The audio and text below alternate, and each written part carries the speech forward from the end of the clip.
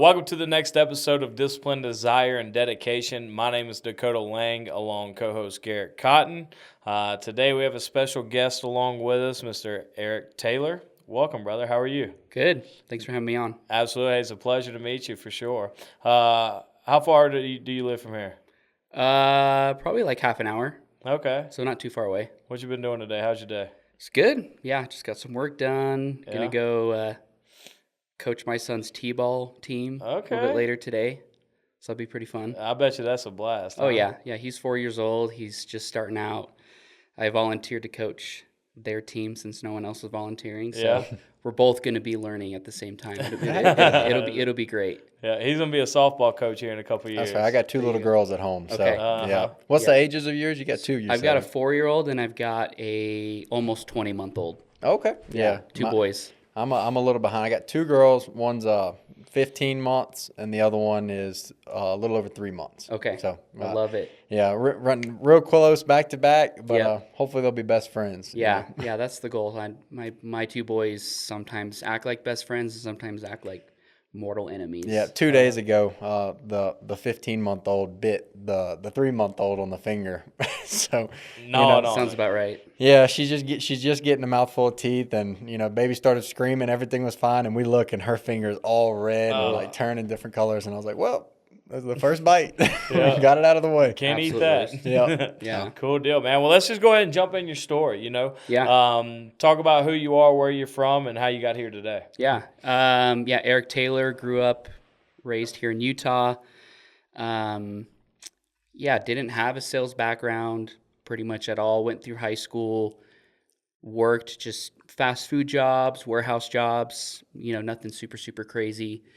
I think I developed a love of like talking with people and conversing and really just kind of the in-person interactions when I went on my LDS mission. So I went to Argentina, Oh, nice. loved it. It was great. Came home and I wasn't raised with like a ton of money. I always had to work for what I wanted. So I came home and realized how expensive life is, and this is, over a decade ago. I would say, I would argue that life's even more expensive today than it was 10, 15 years ago when I started. But yeah, I needed money to go to college. I didn't have a car. I just basically needed to go and progress with life, and was presented with the opportunity to do door-to-door pest control. And that was after having chatted with a lot of different other companies, industries. Typically what I have seen, and this is what happened with me, is you typically are drawn to people that you trust, that you know. So that's ultimately who I decided to go with, is people who I had familiarity with. I think I signed on to do door-to-door pest control and then drove out from Utah to DC like probably less than a month later. Wow. So signed, pen and paper, bought some janky car, had my mom drive out all the way to Washington, D.C. with me. It's like a 2-day drive. No idea what I was getting myself into. Didn't know the pitch. Did like maybe one training. That was it. And ended up having probably one of the biggest like monumental summers of my life that really, I think, changed the trajectory of where I am and where I am today. Awesome. I felt like I really honed in on the skills of persuasion and influence, which I felt like I already had a pretty decent idea on how to do that, on how to talk to people. But, going door to door, 8-9 hours a day, every day for a summer really will teach you how you should be talking to people and how you need to present yourself. So I felt like I learned that really well. I really developed a good, like, disciplined work ethic. I feel like I had that growing up, but didn't really have like a ton of adversity in my upbringing. And when you go door to door and you're getting the door slammed in your face, people yelling at you, calling the cops on you, like that really puts your back against the wall and really will tell you, okay, how do you handle adversity? Do you quit? Do you sit on the curb? Do you call mom and dad and cry? I'm not saying that I didn't do any of those things, but like quitting was just not an option. I had already gone all the way out there. So never did it cross my mind of as far as like getting in my car and just driving home. So I feel like I learned that my first summer. and then the earnings were great. I think that first summer I ended up making like 70 or 80 grand in like 3.5 months, which was more money than I even knew I could make in a year. And I just had made that in a summer. So naturally, I decided to keep doing it. I was like, what else would I be doing and making this much money and having these great experiences, going on these trips, meeting these cool people. And I did it for 12 years. Yeah. 12 straight years. Let's talk about, let's kind of dig more into depth on, when you, I think it's funny, you talk about, sitting on the curb or calling crying, calling your mom, you know what I mean? Oh, I don't know what I'm going to do or whatever. That is the moment when I think it's the breaking point with either you're going to make it or you're going to break. You know what I mean? And a lot of people get to that specific point, and in my opinion, that comes within the first 2 weeks. You know what I mean? And then after, like you said, there was no option to quit. Burning the boats, right? If you burn the boats and you commit to 100%, I already drove all the way out here, that I know if I just keep pushing, then success is going to be on the other side. What are some of the things that you did personally to, push yourself through those challenging times to where, you could be here, in the position you are now? Yeah, that's a great question. I mean, over the course of me doing door-to-door pest control for 12 years, I probably had at least 100 to thousands of conversations just like this one, as far as getting a guy who I think, or girl, who I think has a ton of potential, but is kind of going through that punch in the nose phase. And the worst thing in the world is having that person sell themselves short and quit or go to the flight or flight mode when all they really needed to do is just push through another week or two, and they typically are going to be okay. Yep. So I guess to answer your question, what I think really helped me, and I'm looking at this now from now I'm not in door-to-door anymore, I think I understood more that it's not like a lifelong commitment. If you're doing this for a summer or even for maybe like a year, you've got your whole life ahead of you. What's an extra 2 to 3 months of doing this? It's going to be hard. It's going to be challenging. This is going to set me up for success in whatever I'm going to go do next after this. And so I think if people adopt that mindset of knowing, hey, this might suck right now, but this isn't going to suck forever. And I'm not going to do this for the rest of my life probably. And that's okay. But if I can find ways to understand, why am I doing this right now? Why am I going through this sucky period? I'm going to have good days. I'm going to have bad days. I think if you just zoom out a little bit, typically I find people can just push through those hard days and hard weeks a lot better than the ones that are just freaking out thinking, oh my gosh, I'm making no money, I'm making no sales, what am I going to do? And then they just, flip this switch in their brain, and then that's when they call you and they're already on their way home, and you're like, what are you doing? So, I've had probably half my gray hairs that I have right now, which probably doesn't seem like I have a ton, but I do, is from conversations like that, where you just want people to understand that and know that they don't need to be doing this forever. Just give it a fair shot. I always say that, like, I don't even need you to be good at this. Even if you're getting 1 or 2 sales a day, that's fine. I don't need you to be great and amazing at this. All I need you to do is just try. Don't sell yourself short. And if you give it a good effort, the results will come. But I think people kind of try to do it the opposite way too often. So yeah. And one thing, so with your whole time in pest control, would you say that you had a mentor that you can accredit to a lot of your successes, or is it kind of you figured it out as you go? Yeah, that's a great question. I definitely had a few mentors for sure. And I would say that they laid a very good foundation for me. And they mentored me in a way that really helped me really go through the hard times and the good times, and then to have like a more, I guess, long-term vision, so to speak. And then at that point, I basically just learned to tailor that mentorship into my own mentorship. So like, I'll take my 1 or 2 mentors that I had, I'll take what I like, and then I'll apply it into a way that I would mentor someone else, and then I would add a couple other things that I think would resonate better with people that I would mentor. Yeah. So with 12 summers of pest control, would you say even up to year 12, you're still hitting the doors regularly, or is it more sales management? Yeah, that's a great question. The last 6 years, I was more in like a manager, regional director of sales position, so managing a couple of offices. But interestingly enough, I would still go out on the doors, whether it was with my guys or girls, or just maybe out on my own for a few like hours or so. Stay sharp, or? Stay sharp. I love the thrill of it. Like I genuinely love selling and persuading and influencing people.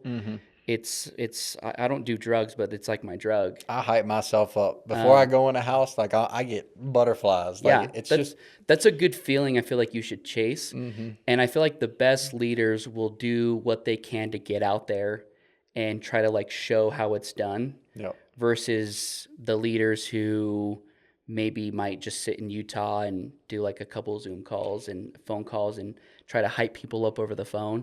I feel like there's only so much you can do in that sense, unless I will clarify this, unless you have really good managers under you that can really do that. Like if you could go replicate yourself into like 4 other people, then that's fine. I was only fortunate enough to have maybe 1 or 2 of those people in the time that I was like a regional director of sales. So that's typically why I was usually getting out there. I was moving out every summer with my family, running the morning meetings, doing the trainings, the performance reviews, all that fun stuff. Yeah, and I would say I've even had great responses from knockers in our offices, because currently I'm over 7 markets, and I'm brand new to this role. So every market that I go into, I'm meeting a lot of people for the first time. But the feedback that I'm getting is that it's so impressive that somebody at a regional level is still doing the script exactly the same way that they do it. You know, going out on the doors, they'll see me set appointments in the same hood. And a lot of times I'll give them a set or something like that, because I'm like, look, it's that easy type of stuff. But the feedback of coming back of, it's so crazy that you're doing it the same way that we used to do it.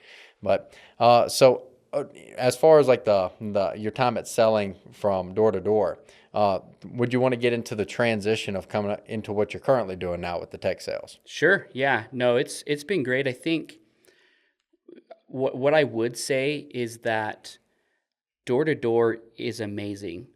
And if you can find a way to make it work where you're not missing out on like really important life events, or your job isn't this massive emotional withdrawal from your loved ones, from your kids, from your spouse, like keep doing it. There's so much potential and so much upside in door to door, especially if you're working with a good company, good leaders that has high trajectory. But I also think it's important to pivot and step away if that's like what you need to do. Yeah. It's not a bad thing. I think there's a lot of different mindsets around what you should and shouldn't be doing. And I think ultimately you just need to decide what's best for you and your family. Find your values, find something that you want to do. What are you chasing? If it's just money, then like stay in door to door forever.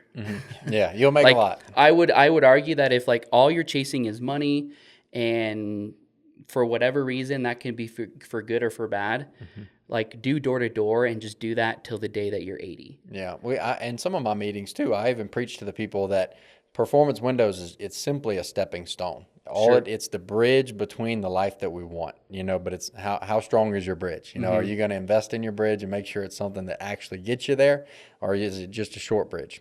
So it comes back to that year-round aspect of it for us. Again, we've only been here 2 years, but it feels like 10 years because it's nonstop. But we understand that if we can maximize the potential in a short period of time, once we get out of performance windows, the options are limitless. As far as, we've already opened up, we've got 3 LLCs now together, just because it's opened up the opportunity for that. Sure. But when these other things start doing well, and we don't need performance windows as bad, because it's time consuming being a door to door.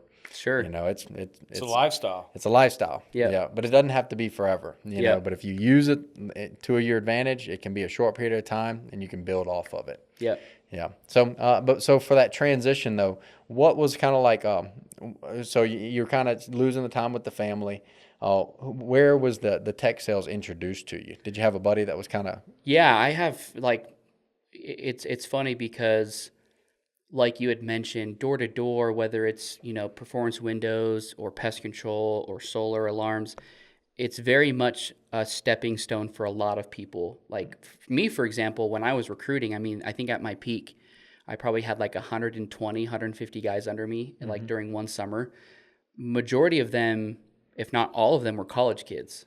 So like this is just a summer job for them. Yeah. And they're going to do this for maybe 1, 2, 3 years max, and then they're going to graduate and they're going to go do something else. Yeah. And that's fine. So for me, I was noticing that a lot of people that I had mentored and coached and recruited would do sales for me for a few years, and then they would go graduate and do something, and then a lot of them would just stay in sales because they really understood the ability to persuade and influence people. So they would go land in tech sales. Oh, okay. My two brothers, for example, who both sold for me for 5 years, they both have been in tech for probably a couple of years now. So I've always had friends and family that have been in the tech space. But I think when you're in door to door, you're just so, I don't want to overgeneralize that. I think that's bad. But it's easy to get tunnel vision and think no other opportunity is better than this. Yeah. Right? I think that will resonate with a few people who are watching this because I was that way for over a decade. Yeah, like I was others trying to recruit us. Correct. You know, it's there's like, come no on. you're thinking, and you might even say this internally or outwardly. This is the best opportunity. This is how you'll make the most money. You can't make this much money anywhere else. And there might be parts of that that's truth, but I've now realized that like it's okay to like venture out and be curious. Does that kind of make sense? Yeah. Like you don't need to feel like you're being unfaithful to your company, or you're like, oh man, is there a better opportunity? Because I think we have like this inherent fear that, oh, if I find out of another opportunity that's better, then ultimately I'm going to want to leave and go do something else, and then I might be judged. Like it's kind of like this whole mind trick game that like gets played with us when we're in door to door. Now, I'm not saying that that's like not what everybody should be doing. When the time comes where maybe there's a couple dominoes that fall and you feel like maybe it's time to pivot and transition into something else, all I would say is have that conversation with yourself, with your loved ones, whether it's your spouse, your family, kids, whoever, and then be open to being influenced. As much as we like influencing other people and recruiting them and selling them, we also, I think, a power that is really good in sales is also being able to be influenced. 100%. And I feel like if you're not open to being influenced by certain things, then I don't think you're a good salesperson. I agree. Like I truly believe that if you're not open to feedback, criticism, influence from other people, then I feel like you're just stuck. Yeah. If you're the biggest person in the room, there's no more growth. You know, so I really admire that as well. So basically, long story short, that's basically how it started. I was kind of looking for a transition, connected with a few people. It's such a different environment and space. Like when I'm starting to go talk to people in tech, I'm hearing of like venture capitalists and private equity and tech startups versus established companies and X, Y, and Z. I think the biggest thing that stood out to me is I had a brother-in-law who had been in tech. He started in door-to-door forever ago, like in the OG Vivint days. Oh, yeah. Like basically, like I think right when they turned from Apex to Vivint. So that's how long ago he did door-to-door. Yeah. He did door-to-door for probably like 5 or 6 years. And then he transitioned into tech a long time ago. And he's still in tech today. So he's been in tech for probably over a decade. And he's probably worked for like 3 or 4 companies. And one of the companies that he worked for ended up going public and selling. And his shares and his equity turned into like $300,000. And that was like something that he wasn't really breaking his back over. Yeah. He was getting good benefits. He was getting all these different things. And that was like an attention grabber for me. Very similar to door in the experience where how do we go persuade kids to come work with us? Hey, I made $100,000 in 3 months. They're like, whoa, right? It gets people's attention. So that was the attention grabber for me. And I was like, oh, okay, maybe I don't have to move out every summer with my family. I could go work with a company that has lots of promise, high trajectory. Eventually, if one of these outcomes happen, maybe my equity and my ownership turns into something crazy. Yeah. So it definitely makes sense. I think it's beneficial for our listeners too, because myself as included, coming into door to door, I didn't know what it was going to lead to. I didn't know how long it was going to last. In Louisiana, we don't. I mean, they do door to door, but I'm sure you've never done a blitz in Louisiana. never. Right? I've been to Louisiana, but never sold anything over there. Exactly. If somebody's knocking on my door, I've got a 200-yard driveway. Like it's why are you walking up my driveway type stuff. Nobody knocked on our door. So when this opportunity arose, I thought they gave me a script. I got to memorize the script and I have to act out this role. I was like, I'm going to be in Hollywood before I know it. Yeah, like it's going to lead to one thing. But that's good insight, though, coming from, through door to door, it's opened up opportunities for you, because you see people who have came down the same exact path and it leads to good places. Sure. Yeah. So would you say now, though, is it really is it more business to business type sale? Uh-huh. Yeah. Yeah, So, very much. and do you, as far as like to see a sale, probably takes building more of a relationship, things like that. Yeah, it depends on what you're selling, but I would say that there's direct translations and correlations to a door-to-door sale versus like a tech or business-to-business sale. Mm-hmm. There's very much still things that I think a lot of, tech or B2B sales guys don't have that the door-to-door guys have, where the in-person interactions or like reading social cues, body language, tonalities, speed of how you talk, a lot of them don't really get trained on any of that. Mm-hmm. And it's very evident the skill gap versus I think with the thing that the tech guys or the B2B guys have that the door-to-door guys don't have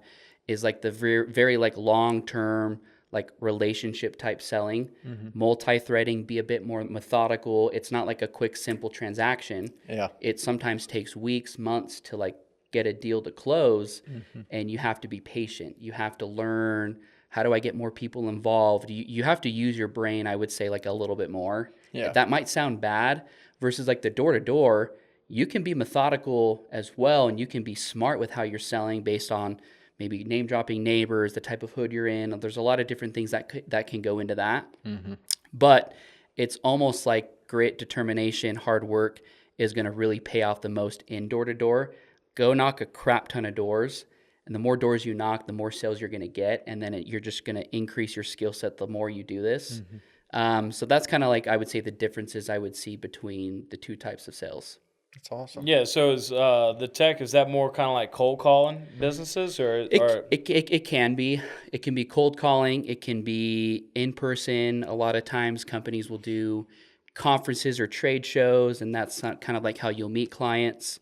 Referrals, partnerships. So cold calling is definitely a part of it, emailing, but a lot of it is also like relationship building.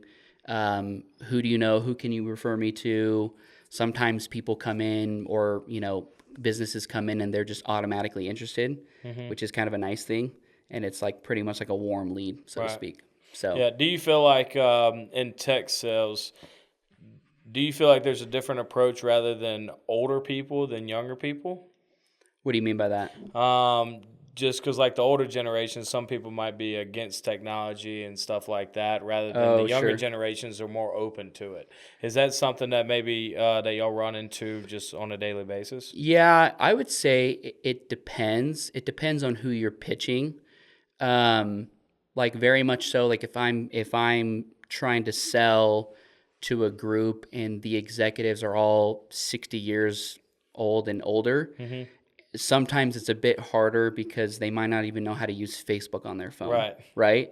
So I feel like you can still learn how to sell all those people. You just have to sell them in like different ways. Like very similar to, I don't know how, I've never sold windows, but like in pest control, you'll go knock a retirement community and 80% of the people you talk to are like, I've had my bug guy for 150 years and I'm never changing and you're never going to, and then you end up still selling that person. Yeah. versus like maybe you go knock like a brand new fresh hood that's like development, and it's all these like new young families, and like, yeah, I just bought this house, I want to protect it, you know, might be for windows or whatever, pest control. Yeah, what can you guys do for me? And like maybe it's different, if that makes sense. I feel like the best salespeople I've ever trained, and I've tried to do my best. It doesn't matter where you're knocking, it doesn't matter who you're pitching, it doesn't matter demographics, race, any of that. Like, you can sell anybody. Yeah. But if you adopt that mindset, and I saw this with a lot of like talented guys that I recruited, where for the longest time they would just really adopt these mindsets. Oh, I can only sell these types of people, or I can only go in these types of neighborhoods, or I can only go in this. And then those guys would want to be made managers or trainers, and I would have a hard time with it because I know that person only feels like they can sell a certain way. And I want a guy who can teach people how to sell everyone. And doesn't matter the hood, doesn't matter who they are. That's who I think is like, that's the real power behind a good sales trainer and a good persuader and influencer, is you feel like you can do it with anybody. Yeah, I 100% agree. Yeah, a lot of our people, we've even used the motto of a hood is it's good, better, best. There's no such thing as bad hood. You know, there's the best, which is like the prime time hood of perfect what we're looking for.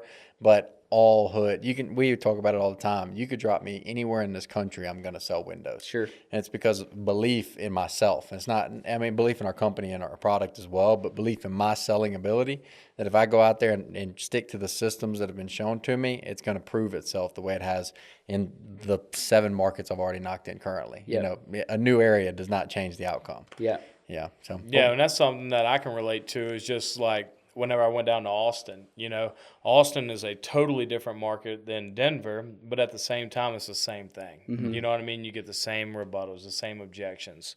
And it just comes back to, like you said, you know, having the mentality that it's regardless of where you put me, you know, who you put me in front of, I'm going to sell my product regardless. And just having that mentality and your belief in what you're doing to be able to accomplish that.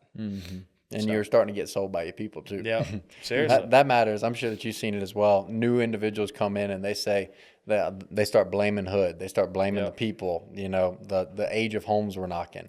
And if the whole room starts to follow suit from that, as a leader, you start to believe it. And then what it took you going out there yourself to go prove them wrong. Yep. Had a same day sale his first day back out in hood after, you know, a couple of weeks probably taking off. Yeah, I think you guys you guys have had 2 people on your podcast that have worked for me. I think Landon Topham, he worked for me. Oh, okay. And Zoran, if you guys know Oh, Zoran. I love Zoran. Zoran was cool as hell. So they both sold for me in Texas. That's awesome. The thing I like to, like, the story I like telling, it's like if we're talking about discipline and diversity and all these other things, I started selling in the East Coast, like Virginia, DC area.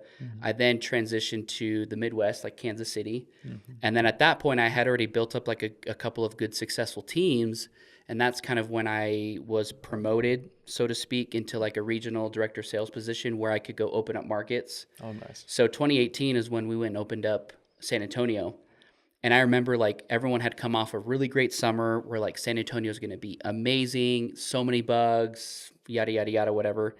And I remember we like recruited probably like, I don't know, 60, 70 people for that summer. Long story short, like almost everybody quit. Really? It was horrible. Wow. Like it fell flat, failed every which way you could think of. Like, and that was the first summer that I was going to transition off the doors. Like that was like kind of my plan is, okay, I'm just going to take a backseat managerial position. I'm going to train people, recruit. That's going to be like my full-time thing. And I just remember people got to San Antonio and like they're used to maybe like 2 to 3, maybe 4 competitors that we knock against. We get to San Antonio and it's like 10 to 12. Oh, yeah. And day 1, April, May, it's like, yeah, you're the 3rd guy here to talk to me about pest control in the last 2 weeks. Yep. That wasn't something that a lot of my guys were used to. And a lot of them just didn't sell really well. Yeah, couldn't overcome. A lot of them didn't come back for another summer. A lot of them didn't hit the minimum threshold. So I remember just like having chats with my wife, like, okay, this sucked for sure, but like, let's figure this out. So 2019, we even doubled down even more, recruited more people, and we're like, okay, we're going to figure this out. And it didn't even like get any better. Like we recruited more people quit. More people had a worse experience. And I was like, what is going on? Yeah. Like, this has to work, or else I don't know if I can keep doing this. Was there a turning point? Yeah. So the story is, yeah, because obviously I don't like, that's not the story. Yeah, I was like, man, that that's sucked. terrible. And this was the worst. 2020 came around. I was like, okay, this is like my freaking mother effing make or break year. Like, this has to work. So what I'm going to do, and I remember I did this because we typically do like once or twice a year leadership meetings. So we were all in Vegas for like a leadership conference. And I remember I got up in front of everybody saying, hey, I'm committing this year to go back on the doors. I had already been off the doors, like selling for myself for like 2 or 3 years. I'm going to get back on the doors and I'm going to show you guys how it's done. Because at that point, think about this, 2 years of failure in San Antonio, the belief, what do you think the belief was? Oh, it's You tanked. can't sell in San Antonio. You Yeah. can't sell high contract values. There's too many competitors. And this is 3 summers in a row you're going back to San Antonio? Correct. Oh, geez. Yeah. Well, because the model, at least at our company, was if you go open up a market, like, you own that market. Oh, okay. It's either figure it out or don't, Yeah. right? So at that point, like, all this money has already been invested to like open up this market, hire technicians, products, rent an office space. So it's like, we got to make this work no matter what. Yeah. So I remember standing up in front of everyone saying, I'm going to go knock this summer full time. I'm committing to this much in revenue, this much in accounts, and I'm going to lead the way. Okay. And everyone's like, hell yeah, let's go. Like, Eric's going back on the doors. This is really, really big. And then I remember COVID hit. Oh, yeah. And we were like, what do we do? Like, what's going to happen? Like, long story short, luckily pest control was deemed an essential business. Oh, nice. So we could still go door to door. And luckily it was Texas where most people were still. They didn't care. They didn't. It's not that they didn't care, but there definitely was like probably like 1 in 5 houses were like, what are you doing here? You're trying to kill us, blah, blah, blah. Where's your mask? I bet it was pretty fun to knock during COVID. It was super fun. And I'll tell you why, because everyone was home. Oh, yeah. No one knew what the freak was going on, but it was still business as usual. That's when our company was founded. It was like in the peak of COVID. Yep. You know, so it's like, Yeah. I can only imagine that attributed to a lot of the success. 100%. Everyone was home. It was great. It had challenges because some people were unemployed, some people weren't. Anyway, long story short, I had my record-breaking summer personally that summer, and I had the highest per rep average I've ever had that summer, and we demolished all of our goals, and then it just kind of went up from there. And then after 2021 is when we opened up Austin, and then basically just managed between San Antonio and Austin. So, like, I like that story because I ate shiz for 2 to 3 years, like literally. Like, it was so bad to where I was almost at that point, like that breaking point. This was no longer me being a rookie on the doors, being like, oh, people were being mean to me. I want to go home and I want to work at McDonald's. It wasn't that. It was like, this is my livelihood. Like, this is how I feed my family. This is how I pay my mortgage. This is how I'm going to do all these things. Am I going to figure this out or no? Yeah. And then the only way I knew to figure it out was just shatter any limiting belief anybody had about selling in San Antonio or selling in Texas in general, because it's so saturated. It's so this, and this. And by the time 2020 and 2021 rolled around, we drove out half of our competition where like they wouldn't even come to San Antonio anymore. Yeah. I always tell people in my offices that, you know, your success, and that from my experience in door to door, is it's based on a pendulum. The farther that you swing towards failure, that's the greater successes that you'll see on the alternative. But if you quit over here on failure, you're not going to see the successes of it. So just trust that it's going to come back around. So 2 summers of failure. I mean, you were seeing it pretty bad over here, but you didn't quit. So it came back around, and then you were able to see a record in success. Yeah. So in 12 years, did y'all ever keep up with like golden doors and stuff like that? We had like our own internal. It's funny because I'm not in the industry anymore. I think Golden Door is, I mean, it's great. It's a good thing to achieve. But I think like when we were at our company, it was more just like internal things that we were like pursuing. That's what I've heard. We came in and it was already here. Like everybody was referenced to that. And it's great. Don't get me wrong. I think like the whole Golden Door thing is super cool, and it's really pushing people to go get, you know, really good high sales numbers. But I just took issue with maybe the way that it was marketed or the way that it was being broadcasted, because oftentimes we were seeing guys from other companies or even like at our own company that were going and getting golden doors, and they were selling so much revenue, but they were just like shady accounts. Yeah. Or they were just not, it wasn't equivalent to like actual revenue, and these guys actually weren't as good of salespeople as you thought. And those weren't the people that I wanted to be put on a pedestal, because there might be a guy who gets a golden door. And I'm not saying that this was the way for everyone. Like I'm just an isolated incident. But like there'd be a few guys who would go get it, and I'm like, you had 50% of your sales cancel before back ends come. I don't feel like that's actually going and earning a golden door. Yep. Like if we're going to actually market a golden door, let's do it off metrics that actually matter. Yeah. Is I've heard there's been a lot of gray area, especially in the beginnings of it. Yeah. I don't know. I haven't kept up with it recently. For all I know, it could have totally changed and it's different now. But I do think that there is like a really good benefit to pursuing like good golden doors and whatnot.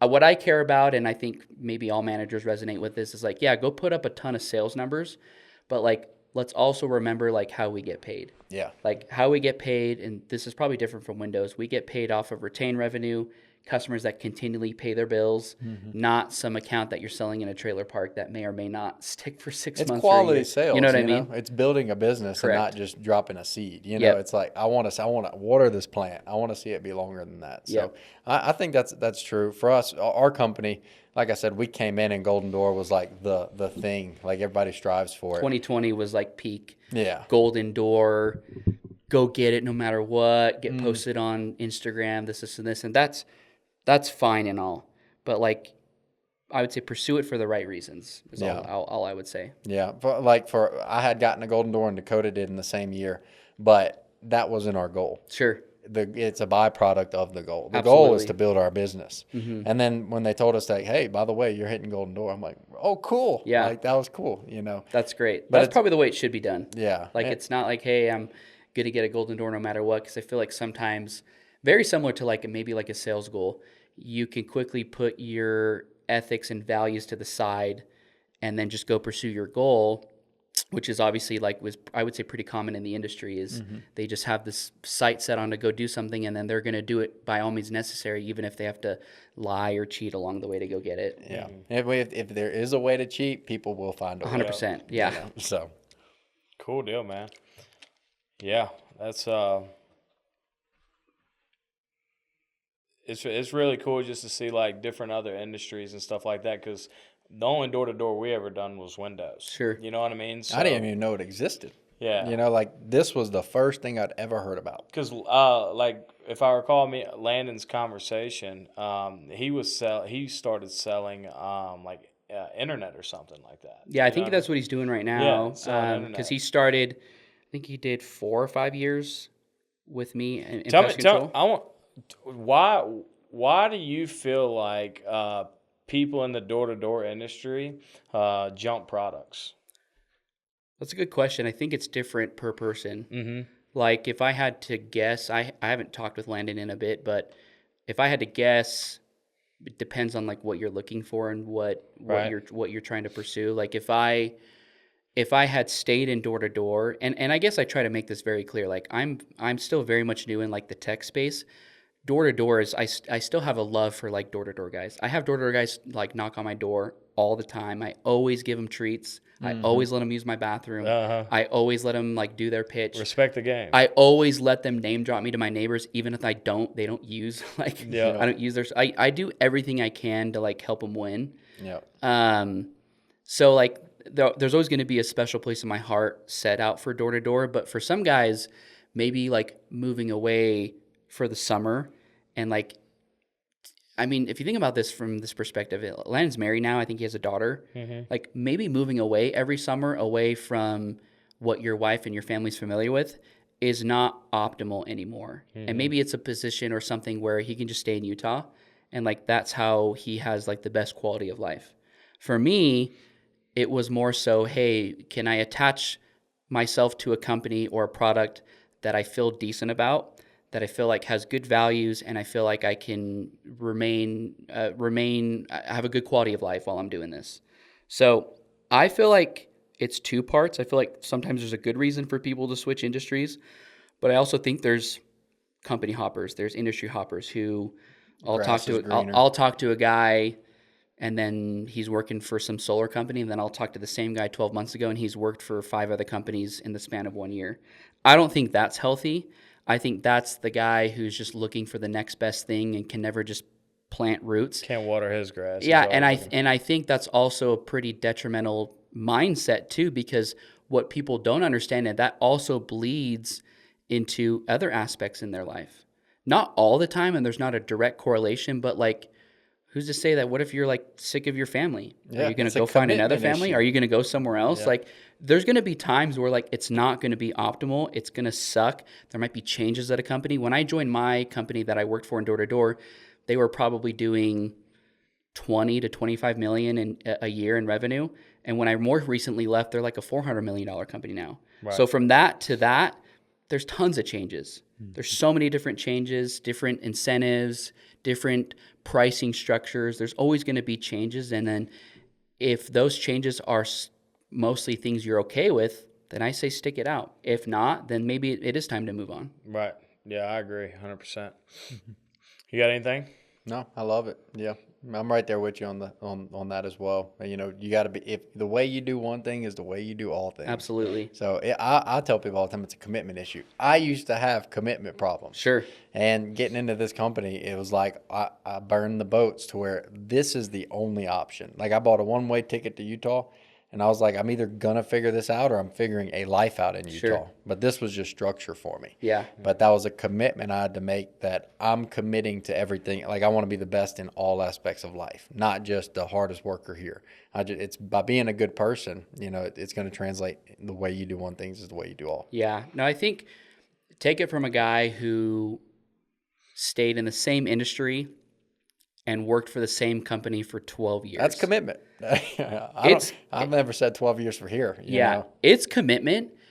And I'm not trying to say that like committing to a company is the same as committing to a family. I'm not saying that. Mm-hmm. What I also am saying is I'll play devil's advocate and say that if there are certain things that aren't going the way that they should, and you feel like you aren't being reciprocated for the value that you're bringing, then yeah, it's okay to walk away, and it's okay to go do something else, and you shouldn't feel shame or guilt about that at all. I would also say, and I would also encourage all the married guys, listen to your spouse. Mm-hmm. And I'm speaking from experience because that is something I didn't do for a really long time because I was so like tunnel vision. This is our exit. This is our way to make bank. This and this. And like we make great money. But at the same time, the happiness and the things that you should value should take priority over the grind. Mm-hmm. There's a time and place, but I know this might resonate with maybe only like a few people, but like divorce and tumultuous relationships are pretty common in the door-to-door space. I don't think people it's like kind of taboo to talk about that a little bit because we preach these values and these things. And I think behind closed doors, most people don't have as healthy of a relationship as they would like with their family. Mm-hmm. And so I would just encourage you to like go listen to your spouse, listen to your family. If they're okay with this and if they're on board, great. Like go hard, go at it, like go win. But if that's not the case, then I think kind of what I was saying at the beginning, the best salespeople I know are open to being influenced. Yeah. They're open to being like, they're good listeners. They're really good at persuading and influencing other people, but they're also really good at like getting good feedback and being willing to be influenced by other people, including their spouse. Yeah, it's true. Yeah, and it's a skill from door to door. The more the homeowner talks, that's the more ammo I have. 100%. You know, like I let them talk. Get it out. Yeah. Tell me everything. What else do I need to know? Tell me about your dog. Tell me about your daughter who's at college. I'm the problem solver, man. I'm here for windows, but I I'm feel going to like solve everything. it's like free therapy for these homeowners. Like so many times, so many doors I would knock where they're just like telling me their life story. You guys know, and they're just like spilling sometimes like unnecessary details. I'm like, okay, like I'm here for just pest control. You don't need to tell me about. So back to the windows. Yeah. Exactly. It's kind of funny. Heck yeah, bro. We appreciate you coming on, sharing your story, learning a little bit about you as well. Where can people find you? Instagram? Yeah, Instagram. Eric Taylor? Yeah, Eric Taylor, LinkedIn. Heck yeah. MySpace. No, I'm just kidding. I'm about to say, MySpace. dang, okay. No, He is Heck 12, yeah. OG 12 days. 24 years in. Yeah, I know. No, yeah, my Instagram, Facebook, LinkedIn. Excellent, All those man. fun Well, stuff. we appreciate you coming on and sharing your story, letting us learn a little bit about you as well. And I know Cotton lives here in Utah. Maybe y'all can link up, and whenever I get here, we can link up and do something for sure. Absolutely, yeah. Thanks for So- having me on, guys. Excellent. Well, hey, we appreciate all of y'all watching. Make sure to like and subscribe to the channel, as well as share the post. So we'll see you guys next time. Peace.